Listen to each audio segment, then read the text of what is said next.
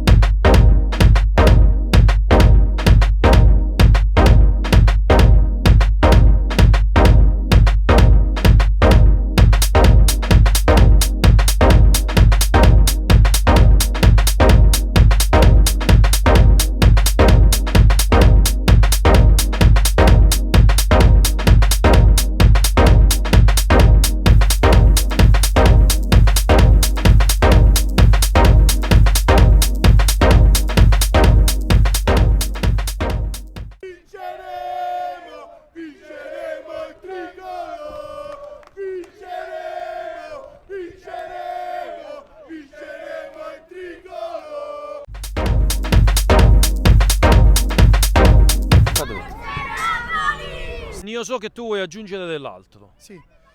La cosa che ti dicevo prima è che questo scudetto è dedicato pure a lui. Lui è il nostro fratello che purtroppo non ci sta più.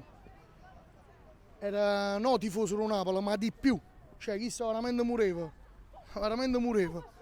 E questo è dedicato pure a lui. Papà, è dedicato a te. Armando, il Napoli si avvicina alla vittoria dello scudetto. Quando si può festeggiare? Ma io credo che dobbiamo aspettare, penso, altre 2 o 3 partite e penso che potremo anche festeggiare già alla grande il terzo scudetto del Napoli. Con la Juve il 23? Può essere, sì. O con la Salernitana il 29? La Juve è più bella. Rione 219, Casalnuovo, noi siamo con la mascotte del Rione 219, Zio Luigi. Zio Luigi, il Napoli quando lo vince lo scudetto? Lo vince il 23 con la Juve. Però voglio dire una cosa tutta mia, se questo Napoli ha affrontato su Napoli e Maradona, chi su Napoli è più forte di tutti i team, vincesse 4-0. Ma non è solo Zio Luigi che ci vuole dire quando vince il Napoli lo scudetto, allora quanto festeggiamo? Assolutamente, contro la Juve e demoniamo e puttiamo fornuto 100%. 23 aprile. 23 aprile, sì, assolutamente. E vorrei aggiungere, non voglio essere presuntuoso, ma penso che pure a Champions penso che c'è da vedere. Ci sta, lo chiedo anche a te, quanto vince il Napoli lo scudetto? Condivido pienamente il 23 aprile contro la Juve. Schiattamma! Vai! E anche con te la stessa cosa chiedo pure a te. Non interessa contro chi vince, contro la Juve, contro il Verona. L'importante è vincere e basta.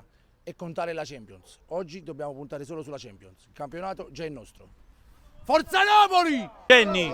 Jenny, quando lo vincerà il Napoli lo scudetto? Secondo me fra 2 settimane. Quindi parliamo di Pasqua. Sì, festeggiamo proprio anticipatamente. In maniera anticipata, però io so anche che tu vuoi far partire il coro. È normale. E vai, fallo partire. Sarò con te e tu lo devi mollare. Abbiamo un sogno nel cuore